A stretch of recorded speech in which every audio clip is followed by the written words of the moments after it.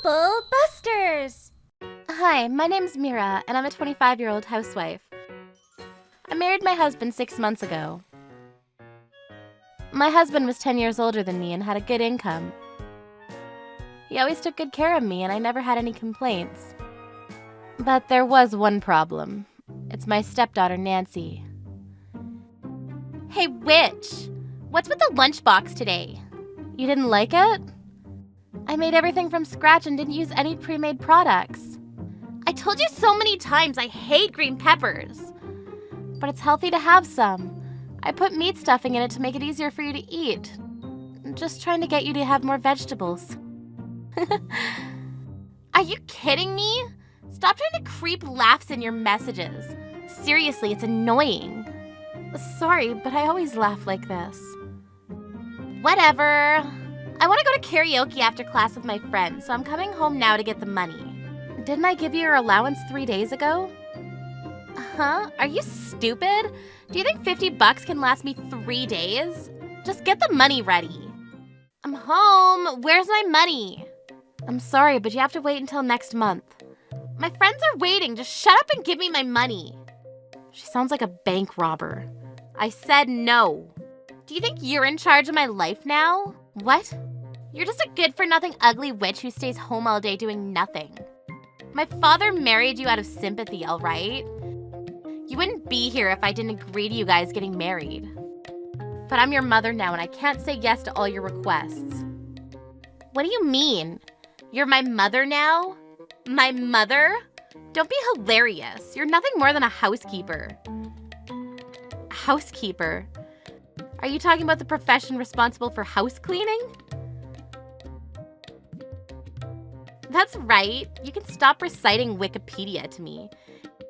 Anyways, you're either a housekeeper or a slave. It doesn't make any difference. You can't do anything when you step out of this house. So you should just shut up and cook for me, do my laundry, and give me the money when I need it. What? I envy you, to be honest. You can stay home all day being lazy. Well, I was too shocked to say anything. Nancy grabbed my wallet and took $300 from it. And she left the house right away. I couldn't believe what had just happened.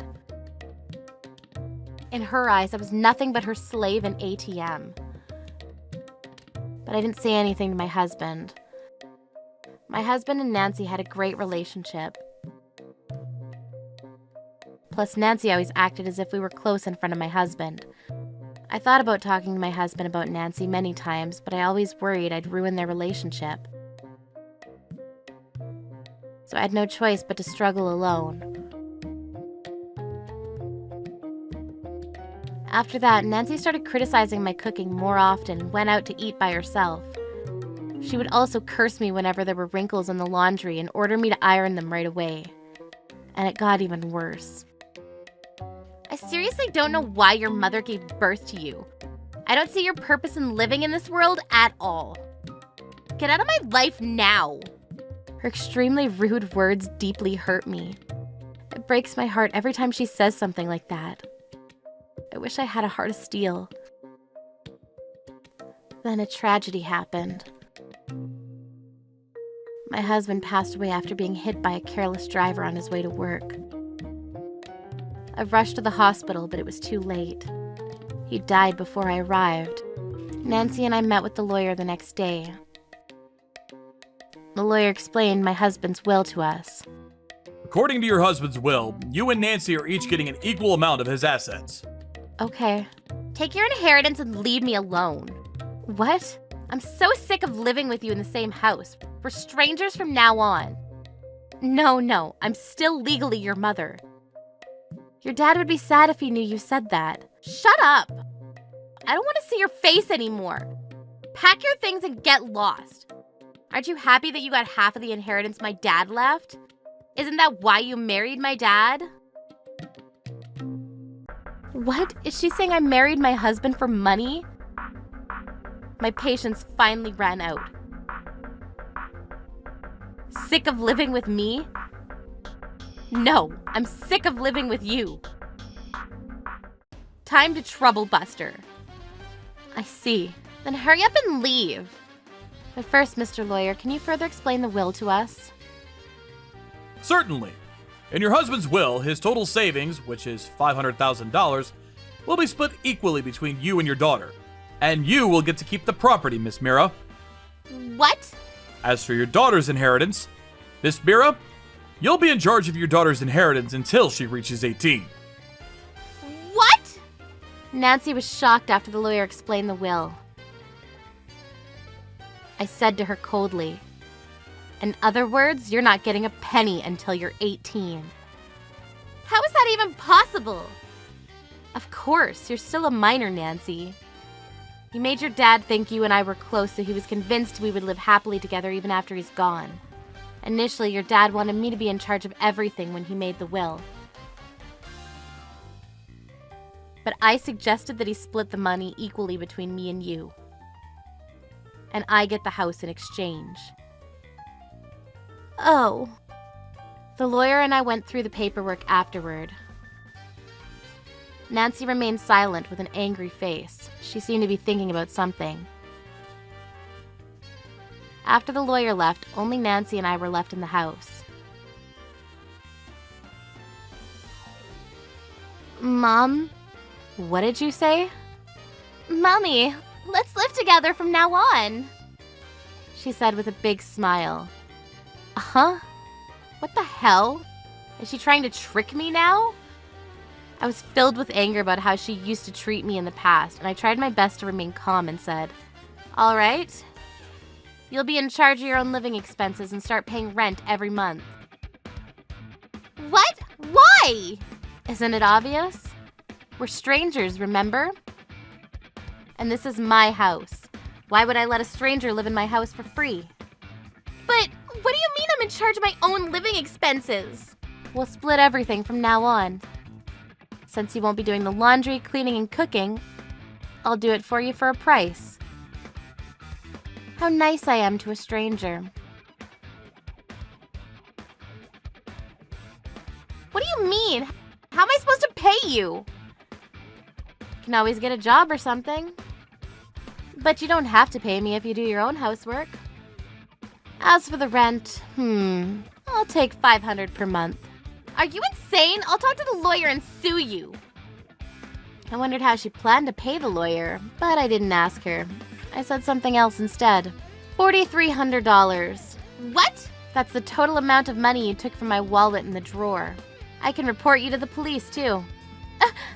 You need to pay it back to me, that's for sure. I'll let you stay in the house, but you must do things for yourself and pay the rent. You've already said it. I'll get a job, save money, and leave this house, and I'll get my inheritance when I turn 18. Nancy stormed into her room and slammed the door. If she broke the door, she'd have to pay for the repairs, too. What a silly, silly girl. It's just the beginning. Good morning, Nancy. I called Nancy by her name loudly. She sat at the table with a grumpy look. I shouldn't have called her name so loudly. My throat hurts.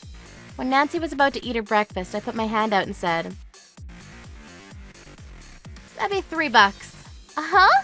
It'll cost you $3 to eat breakfast from now on." What? Are you serious? It's cheaper than your school cafeteria and convenience stores. If you don't like it, buy ingredients and make your own breakfast. Fine. I don't need to eat your breakfast. Nancy shook off my hand and left the table. Seems like she's not having breakfast. I made a lunchbox for you, and it'll be $5. Why is it 5? Because I have to get up early to make it. Oh my god, I can't stand talking to you anymore. Then she stormed out. I wouldn't mind if she never came back home. I was in a good mood because I was finally able to get revenge on Nancy. I cleaned the house and did the laundry while singing my favorite songs.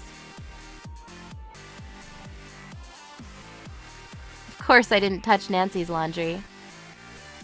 After that, I continued to ask Nancy to pay for every service I provided. 1 load of laundry will cost you $1.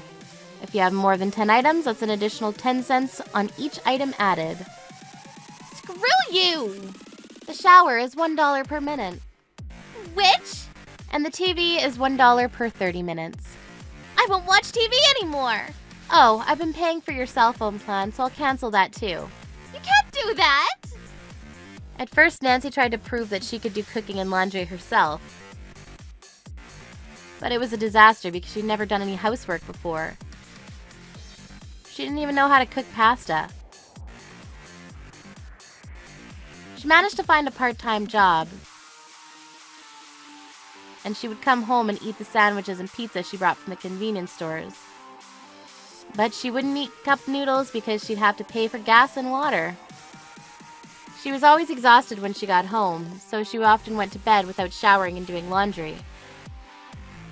Her school uniform started to stink, and her classmates isolated her because of the unpleasant odor.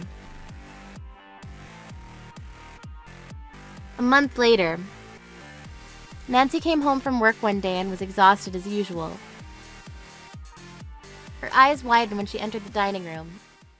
I was waiting for her with a table full of food. Hey Nancy, you're home. Do you want to go shower first? But it costs money. Nancy paid me several times because she was overwhelmed by the amount of housework she had to do. I knew she had no money on hand. You can pay me next month. Hurry up or the dinner will get cold. Okay. Nancy went into her room with a face like she had been pitched by a fox. She then got some clean clothes and went into the washroom. Later, she came down to the dining room and looked at me. Did you do my laundry for me? My uniform too? That's right, I washed Nancy's uniform and the rest of her dirty laundry. It's okay, come on, let's eat. Okay. Nancy sat down next to me and started eating. It was the first time Nancy and I sat down and had dinner together since my husband passed away. How's the food? It's delicious. It's the first time you've given me a compliment. Why are you doing this? How's work? Is it tiring? Yes, it's tough, but I'm getting used to it. That's great. It's difficult to make money, isn't it? Yeah. Your dad worked hard for the money you took from me. I know. You took everything for granted and spent money like water. Do you feel sorry? I do. Next time, think twice before spending your money. I'll make breakfast and lunchbox for you tomorrow, so make sure to get up early to eat breakfast. But I can't pay for it. A mother wouldn't make their daughter pay for everything.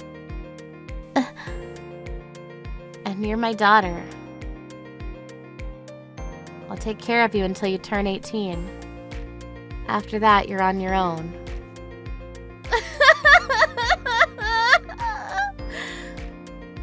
Nancy started to cry. I think it was because she had first-hand experience of how hard it is to make money in the past month. She also realized how lucky she was to have food on the table and clean clothes to wear. She seemed to have become much more honest, too. I'm going back to work soon.